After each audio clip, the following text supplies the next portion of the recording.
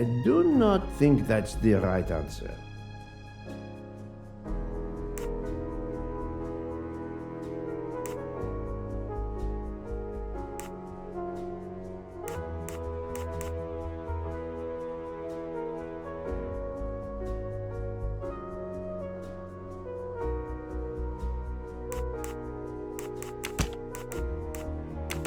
No, not good.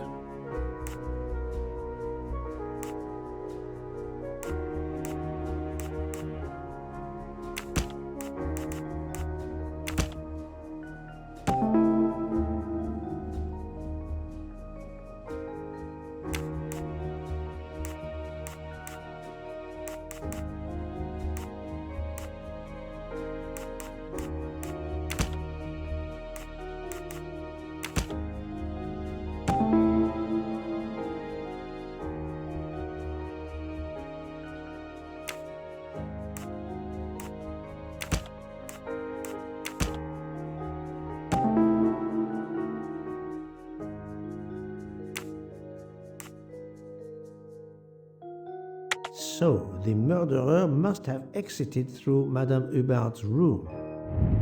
I'm right again. That happens to me a lot.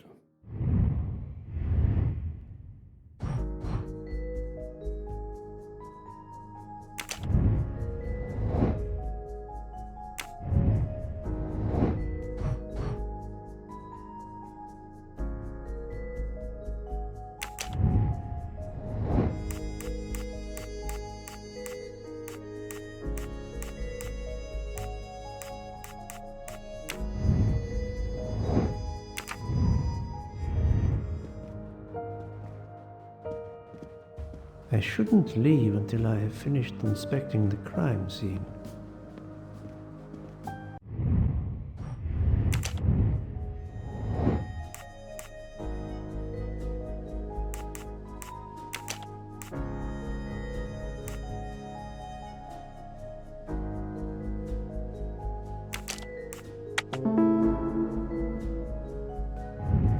My little gray cells did not let me down.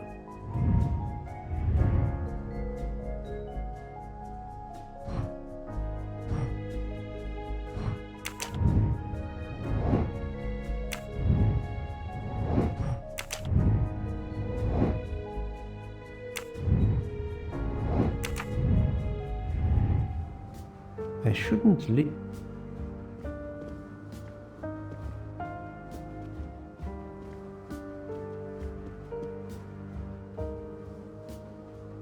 The snow is falling only lightly.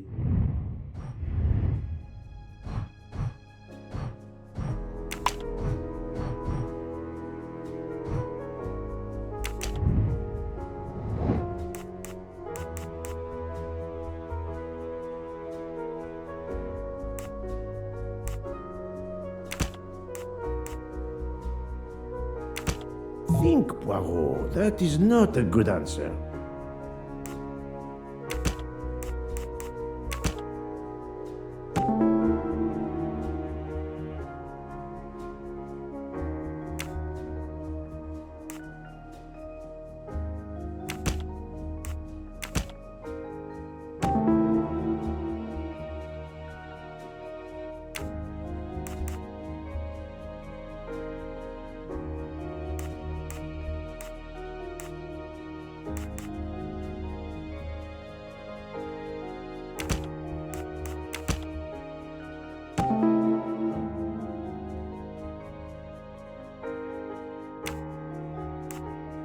I can't imagine Ratchet taking a sleeping pill if he feared for his life.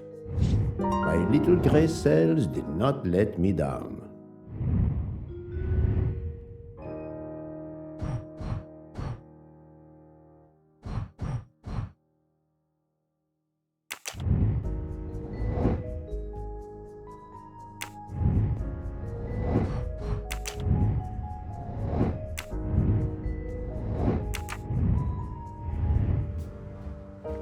I think I've seen everything I need at the moment. I'm counting on you to finish your analysis. I'll have a more detailed report for you as soon as I can.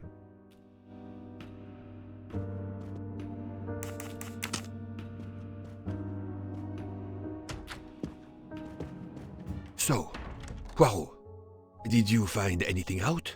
It's a bit early for the handcuffs, my friend, even for Hercule Poirot. Do not worry, mon ami. I believe our culprit has no plans to strike again. Monsieur Ratchet was the target. Of that I am convinced.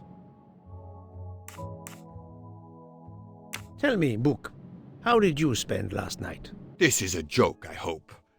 Don't you trust your old friend? My friend, calm yourself. I must hear your story in order to corroborate other accounts. Ah, naturally. Let me see. I went to my compartment after dinner. Dr. Constantine was already there. We talked about his career. He's a Cambridge man, you know. After university, he returned to his country and has done much good there. He was so interested in the Orient Express. I told him all the anecdotes I know. I'm not certain when we fell asleep, but it was very late. Here is what I have found out. Monsieur Ratchet was stabbed many times. I also found threatening letters in his safe. He had a loaded gun under his pillow, so he was on guard, ready to defend himself. However, there was an empty glass with white residue at the bottom. I suspect a barbiturate. Perhaps he was forced to take it. In any case, I am certain he was unconscious, unable to defend himself. I also found several other items at the crime scene, possibly related to the murder. They must be investigated. By all means, Poirot. As fast as you can. I also found liquid for an electronic cigarette, but I could not find a vape. This might belong to the murderer. This criminal is an amateur.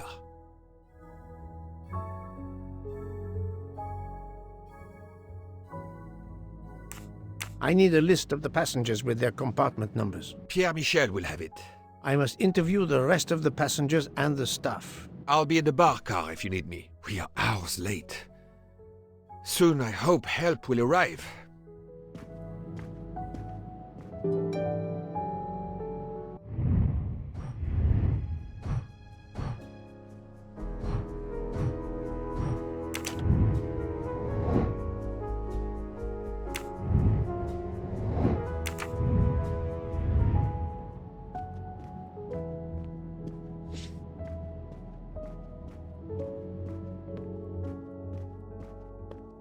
Monsieur Michel, I must ask you a few questions if you don't mind. I will do everything I can to help. First of all, tell me about yourself. Very well.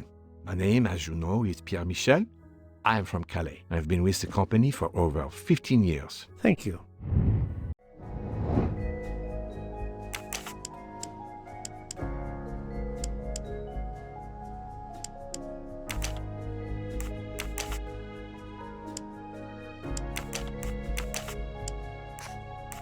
No, not good.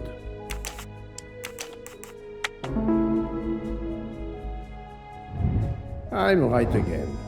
That happens to me a lot.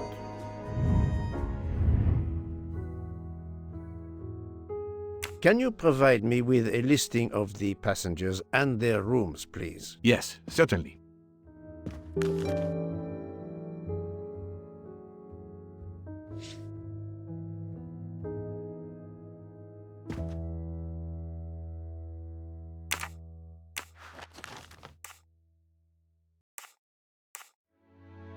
Are you a smoker? Indeed. Do you smoke e-cigarettes? No, tobacco only. I would like to reconstruct with your help the events of last night. Monsieur Ratchet retired to bed. When? Almost immediately after dinner, sir. Actually, before we left Belgrade. Did anybody go into his compartment after that? His valet, monsieur. Monsieur Masterman. And then his secretary, the young American gentleman, Monsieur McQueen. And that is the last time you saw or heard of him? No, monsieur. You forget that Monsieur Ratchet rang his bell around 12:40 a.m., soon after we had stopped. I knocked at the door, but he called out in French, "Ce n'est rien, je me suis trompé." I then left to answer another bell that had just rung. Where were you at 1:15 a.m.? I was sitting on my little seat at the end of the car, facing up the corridor. Are you sure? I left a little after 1 a.m. to speak about the snow with my colleague Jean in the bar car. I came back later. There was a call. I remember speaking to you. Indeed, I remember. Carry on. It was the American lady, Madame Hubbard. She thought she saw a man in her compartment. Then, around 1:50 a.m., I made the bed for Monsieur Ratchet's secretary, Monsieur McQueen. He had spent the evening talking with the English Captain Arbuthnot. At 2 a.m., I returned to my place and stayed there until dawn. What is the last station where we stopped? Winkowski. Could someone have come on board? Possibly. I was very busy. Owing to the weather, we were a few minutes late. We left at 12:10 a.m.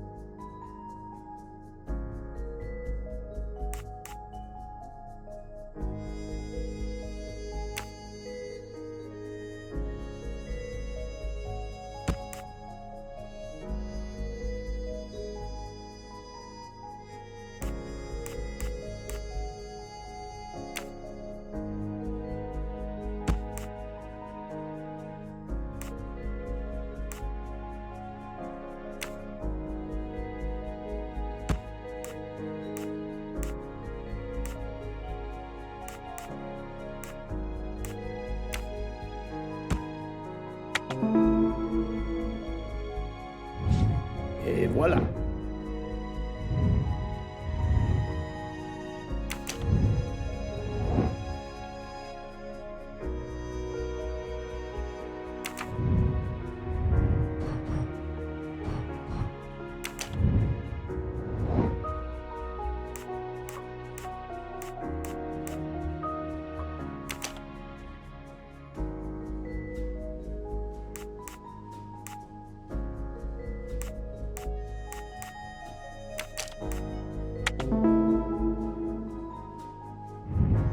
That was easy.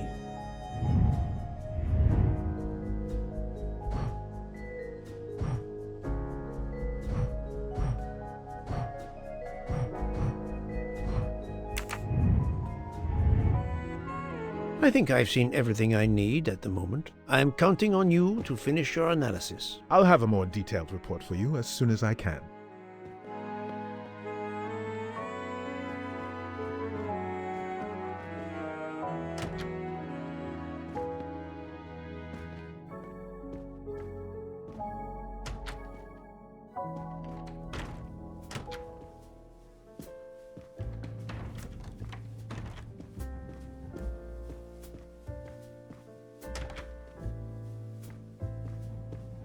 Please, do me the courtesy of leaving me alone, if you will.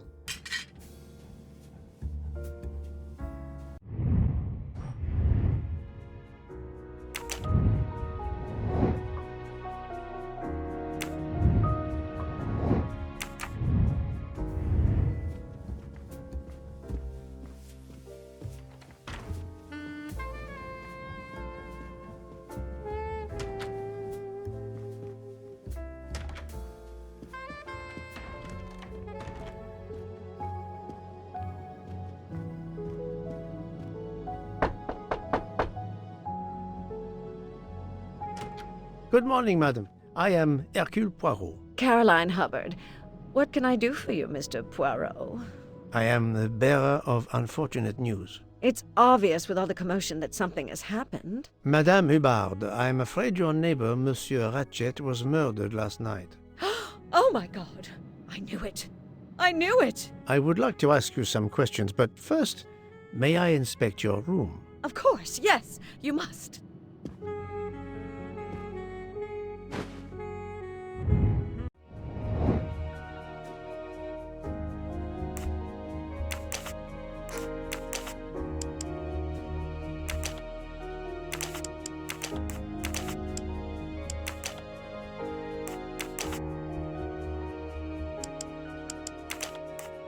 No, not good.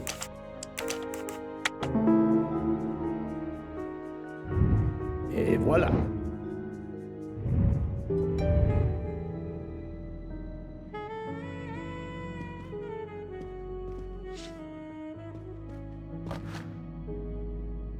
Here is a jacket button. It bears the logo of the Orient Express.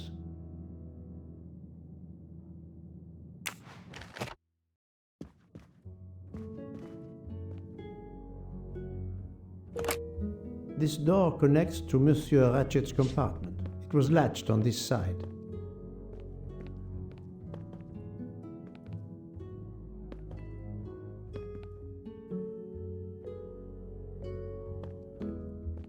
The luxury of the Orient Express is present in every detail.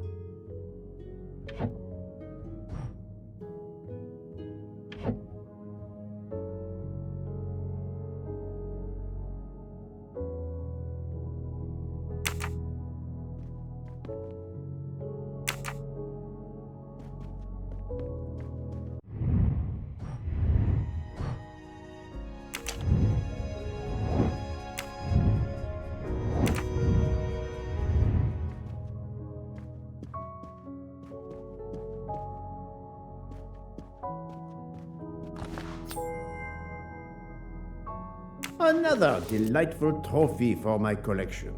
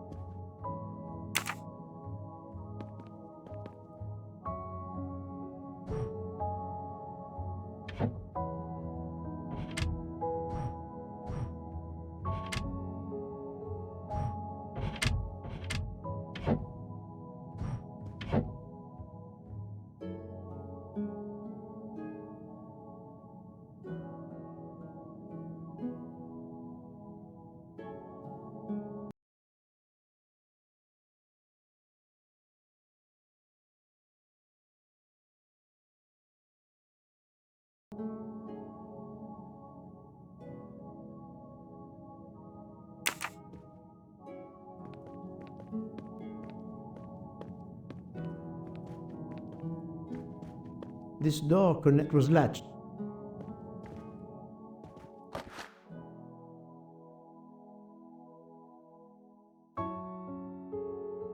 Here is a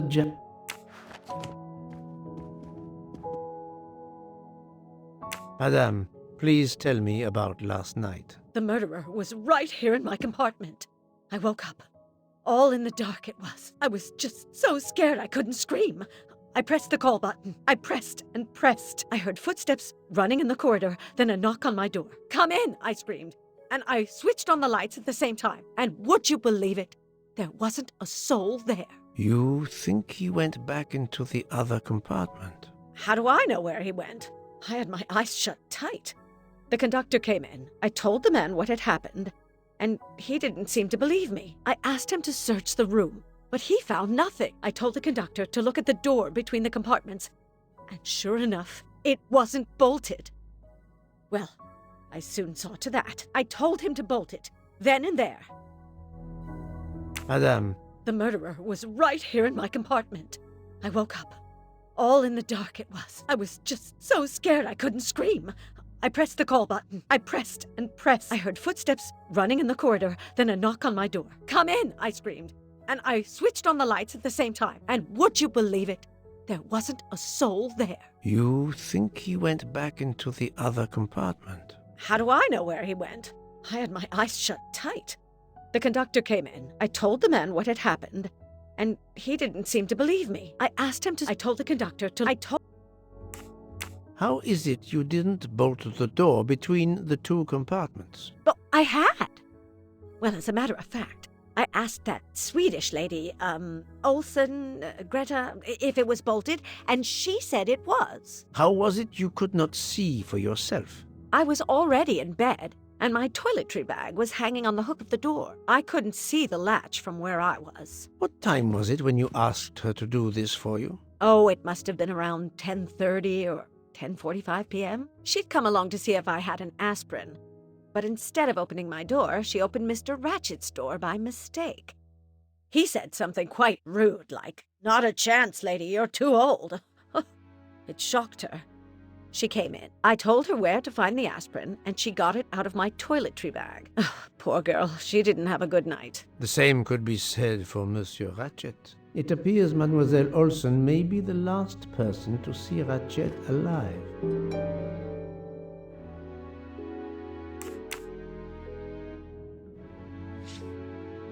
Is this your handkerchief?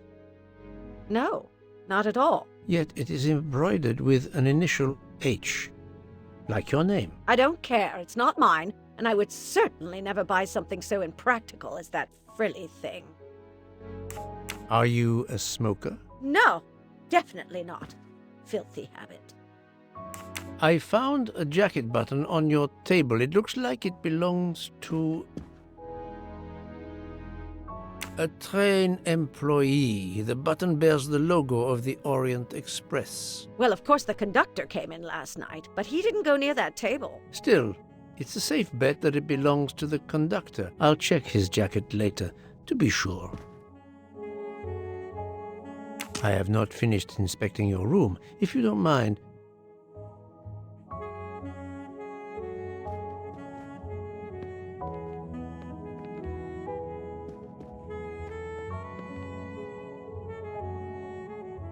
let's see if Mrs. Hubbard was telling the truth about the latch of the connecting door.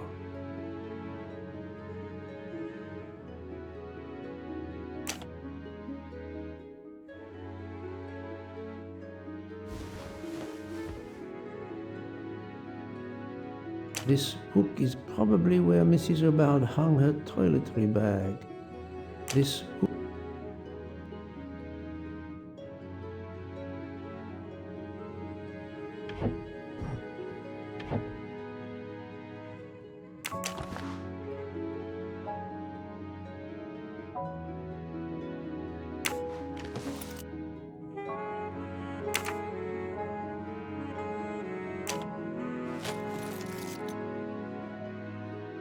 I can see the latch very well from here, even with the toiletry bag attached. I'll have to clear that up with Mrs. Hubbard.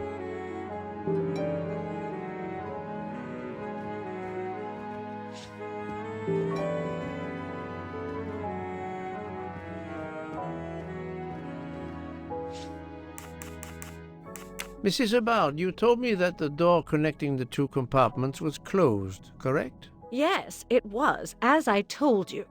I was already in bed and my toiletry bag was hanging on the hook of the door. I couldn't see the latch from where I was. That's why I asked Miss Olsen to check if it was closed.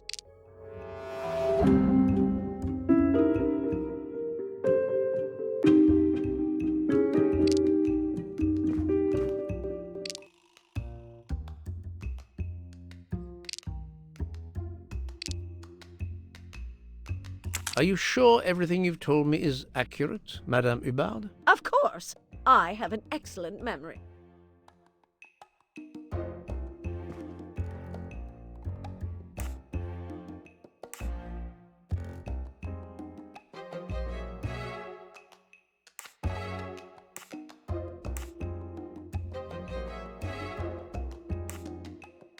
Mrs. Hubbard, I tested putting your toiletry bag on the door hook as you told me. From your bed, you can easily see the latch on the door. The toiletry bag does not hide the latch at all. Are you saying I'm lying?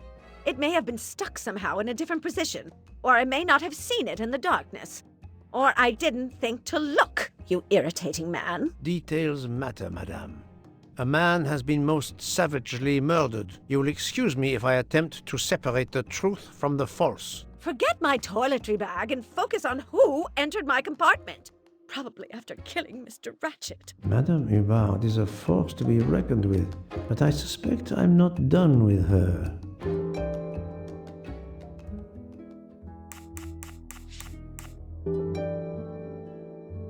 Thank you for your assistance, madame.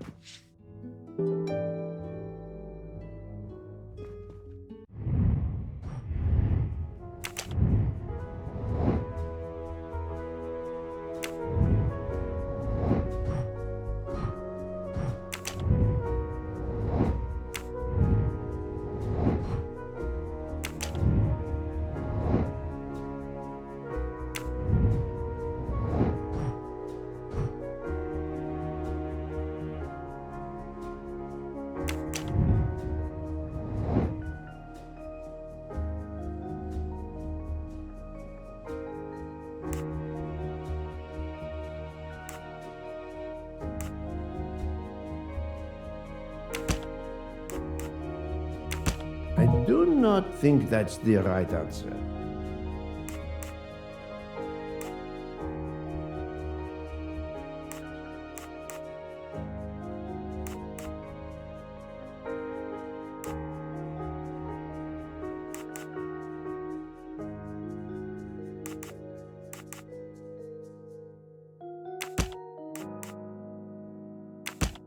I must admit I'm not right this time.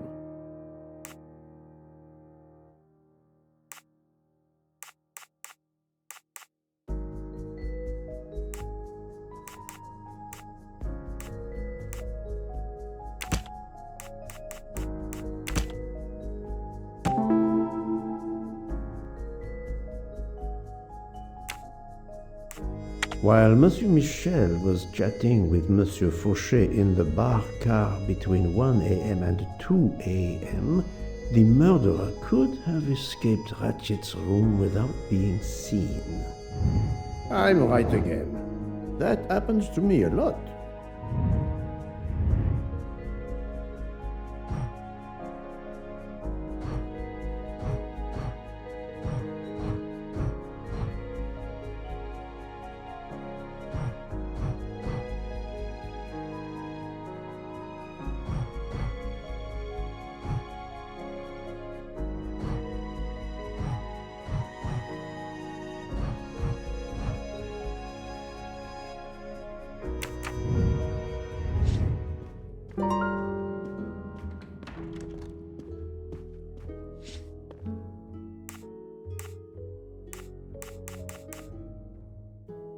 Where were you? I was sitting on my little seat at the end of the car. Are you sure? I left a little after 1 a.m. to speak about this. I came back later. There was a call. Indeed, I remember. It was the American lady, Madame Hubbard. She thought she saw a man in her compartment. Then around 1:50 a.m., I made the bed for Monsieur Ratchet's secretary, Monsieur McQueen. He had spent the evening talking. At 2 a.m., I found a button from an Orient Express staff jacket. Did you lose one by any chance? No, monsieur. As you can see, I have all my buttons. It is not mine.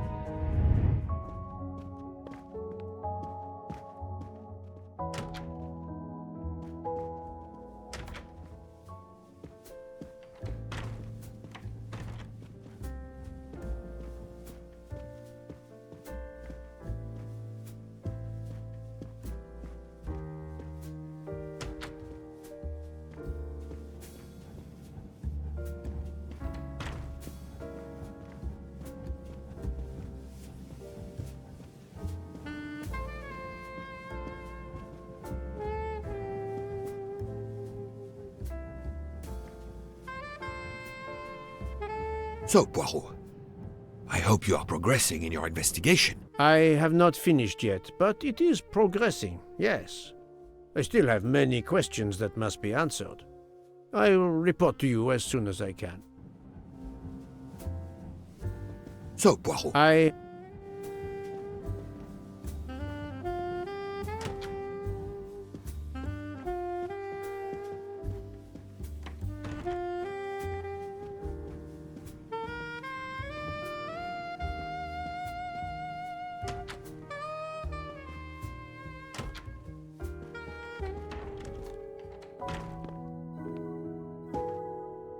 Can you Yes.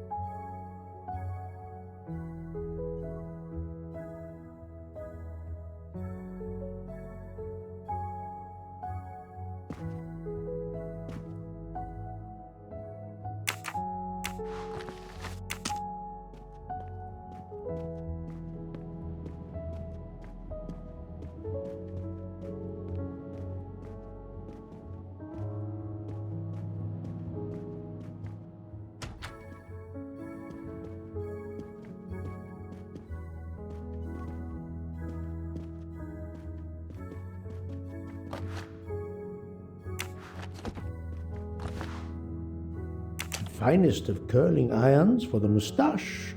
Finest of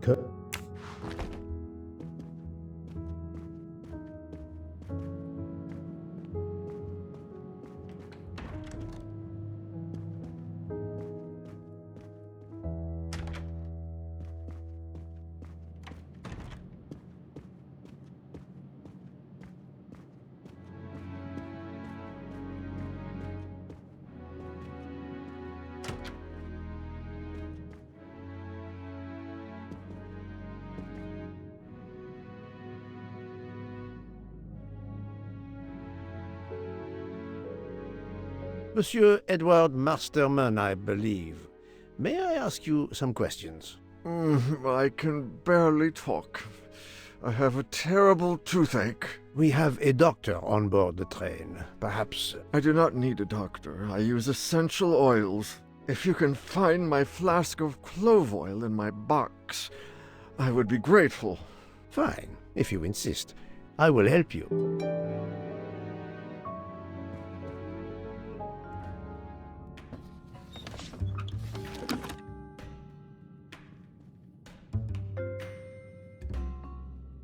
By the smell, I think that the jojoba oil spilled on the other bottles, leaving their labels illegible. I must find another way to find which one is Masterman's toothache remedy. The weighing scale is soaked in jojoba oil. It's unusable. Ah, this old scale will do the job.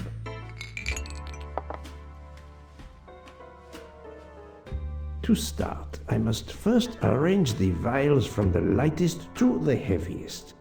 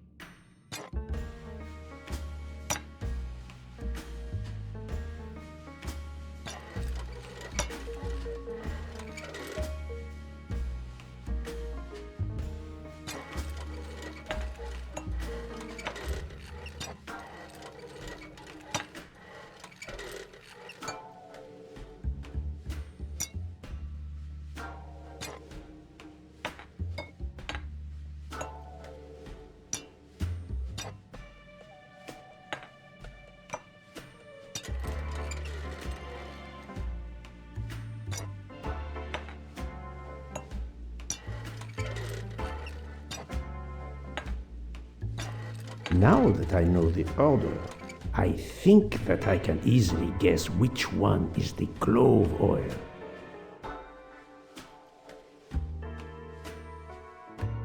Here is Monsieur Masterman's remedy.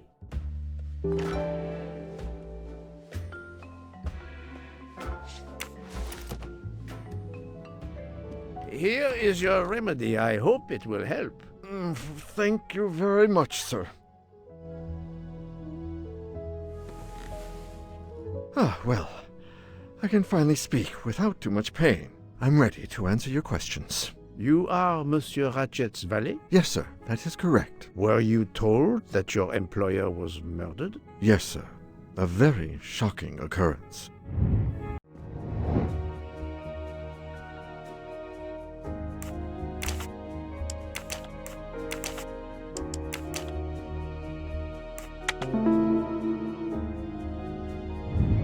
That was easy.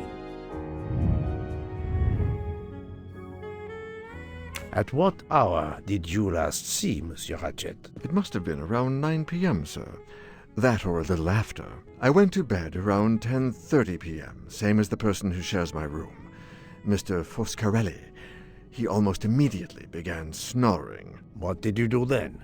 I read, sir, and I spent a while soothing my toothache with clove oil and listening to the snoring. Did you hear anything during the night? Yes, my roommate snoring. Are you a smoker? Yes, sir. I have a cigarette now and then to relax. Tell me about your employer, Monsieur Ratchet. I've been working for him for 9 months. I should not wish to speak ill of the dead, but he was not a gentleman, sir. Did you know that he had enemies? Yes, sir. I heard him discussing some threatening letters, sir, with Mr. McQueen. Did he mention these letters to you? He had been reading a letter when I came in. He asked me if I was the one who put it in his compartment. I told him that I had done no such thing, and he should report it to the police at the next station. How did he respond? He laughed, sir. You're joking. I do not joke, sir. Forgive me, I can see you do not. Was he taking sleeping pills? Always when traveling by train, sir. He said he couldn't sleep otherwise. Last night he asked me to give him 2. I did so, along with a glass of water. He dissolved them in the water. Did you see him drink the water? No, sir. I left right after I gave him the pills. Tell me, Did you? I heard. Did he mention He had been. He asked. I told. How did he? He laughed. You're... I do not joke. Forgive me, I can see you do not. Was he taking sleeping pills? Always when traveling by train, sir. He said he couldn't sleep otherwise. Last night he asked me to give him 2. I did so, along with a glass of water. He dissolved them in the water. Did you see him drink the water? No, sir. I left right after I gave him the pills.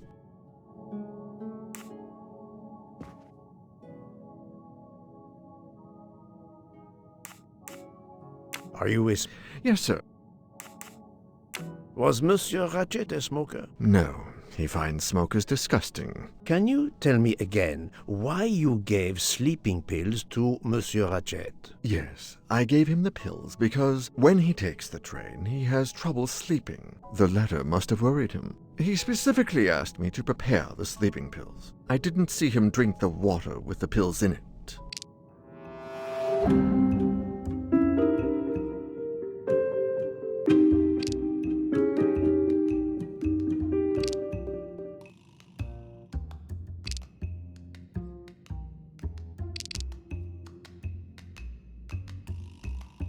He is lying, and I will prove it. What evidence can help me prove he's lying?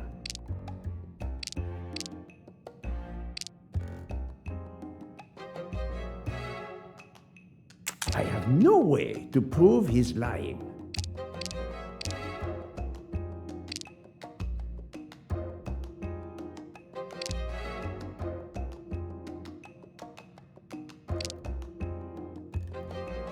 I need some hard evidence to prove he's lying. Monsieur, I believe you are not telling me the truth. What? How can you say that?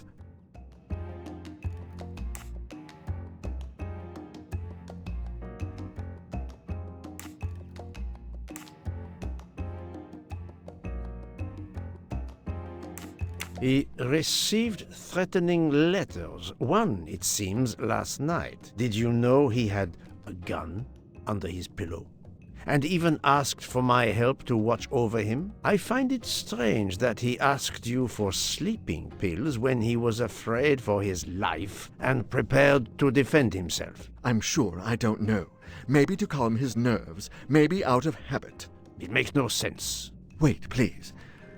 Isn't it possible that Mr. Ratchet asked me to prepare the pills, but didn't plan to drink them for some reason? It is possible.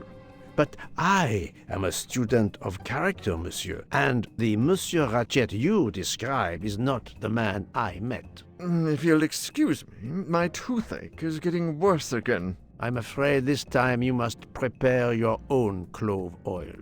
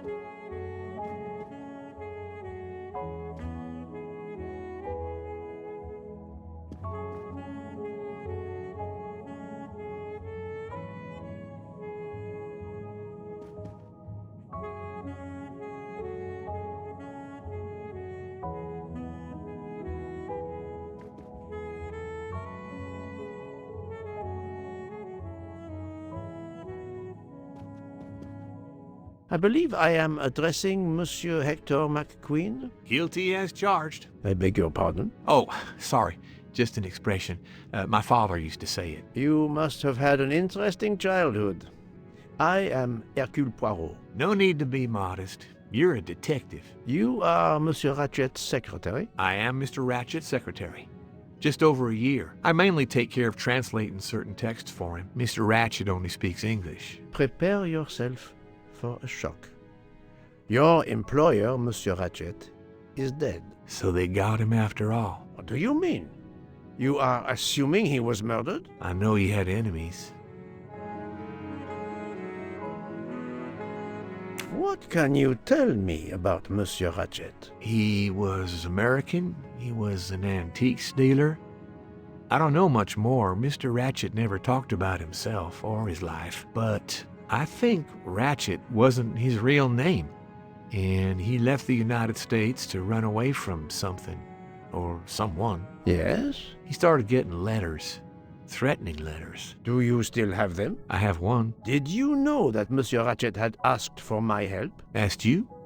No, I didn't know. He knew he was in danger. When did you last see him? Last night around 10 o'clock, I should say. Did you like your employer, Monsieur McQueen? No, I did not. He was, I'm sure, a cruel and dangerous man.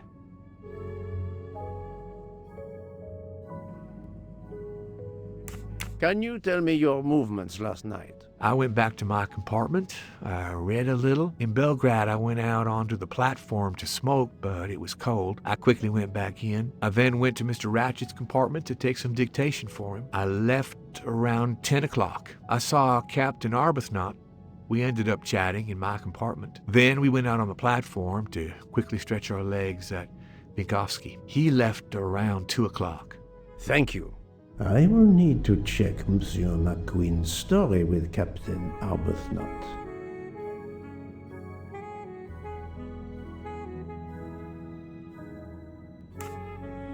I found a diary in Monsieur Ratchet's safe. Did you know about it? I kept a business appointment book, but I know he had a personal diary as well. That looks like it.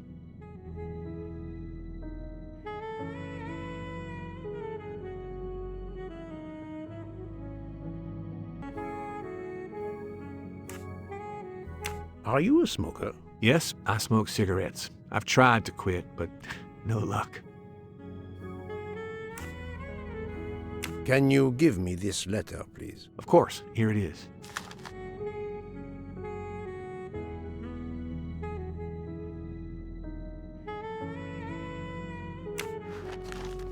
Was Monsieur Ratchet a smoker? No, he hated the smell of smoke.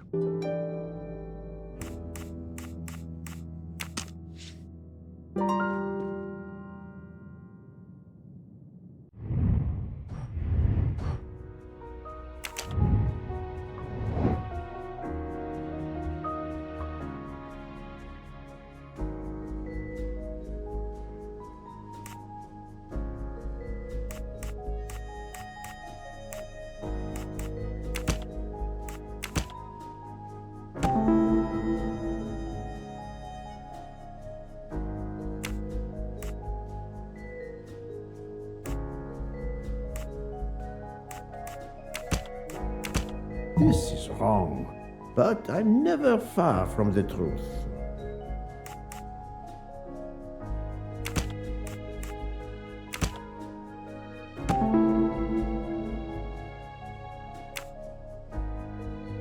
The murderer may have impersonated Ratchet by calling Monsieur Michel to make it seem that Ratchet was still alive at 12:37 a.m. My little gray cells did not let me down.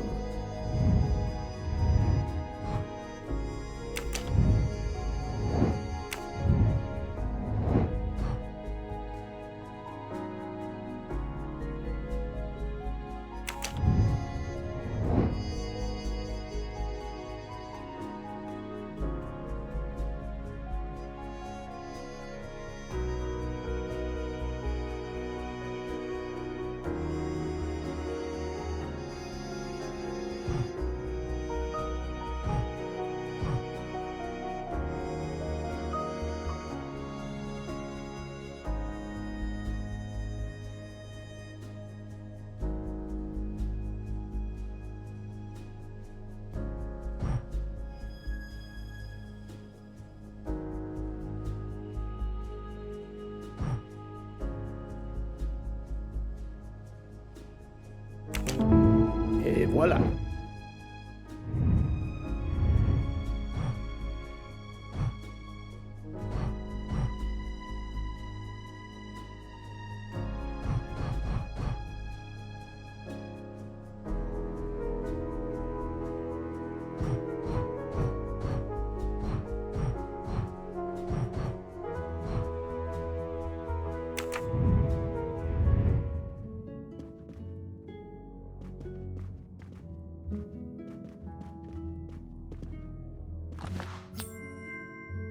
Come to Poirot, my exquisitely sculpted friend.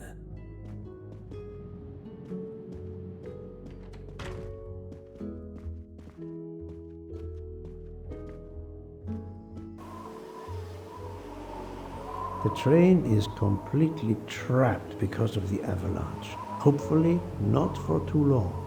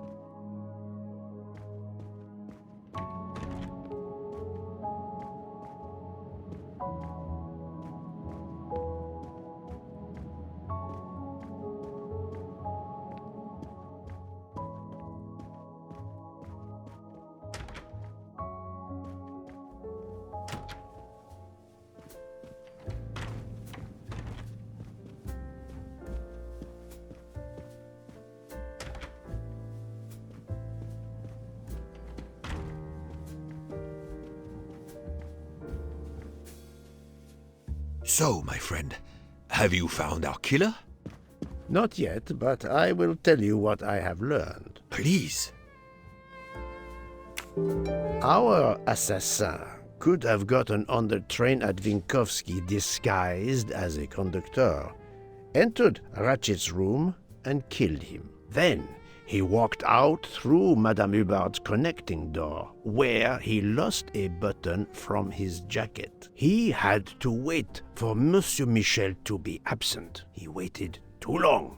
The train had left the station. He was trapped aboard. Indeed. He had opened the window to make it look that he'd escaped that way. However, if he waited until the train stopped again due to snow, his footprints would have been found. The murderer is still among us, on the train. There's a problem with the second-class toilets. What now? All morning passengers have been complaining that the door is locked, so I went to check. I knocked, but no one answered. I didn't think I should open it without speaking to you first. You did well, Monsieur Michel. Lead the way. I used my master key.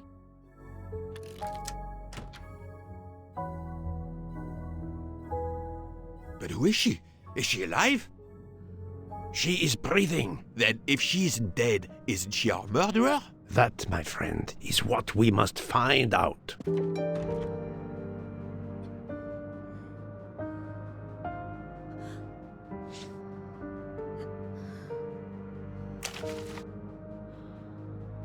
The ticket reads Joanna Locke, traveling in compartment 105.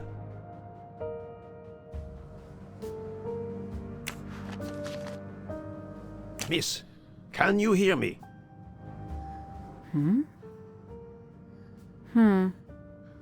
She's breathing. Her pulse is strong. There is no sign of physical violence. This woman is sleeping very soundly. This woman is sound asleep. Given her location, I would say she has been drugged and deposited here. Well, at least it's not another murder on my train. The train is, of course, full. Monsieur, the list I gave you indicates that Hildegard Schmidt shares her compartment. I will want to talk to her later. For now, we will concentrate on this mysterious young lady. Let's return her to her more comfortable bed. Good idea. Pierre, locate this woman's room and fetch the doctor. Yes, sir. I will question her when she wakes up. Please, let me know what you learn. Mademoiselle Locke's compartment is 105. I suggest we return her to her more comfortable bed. Yes, hopefully she will awaken soon.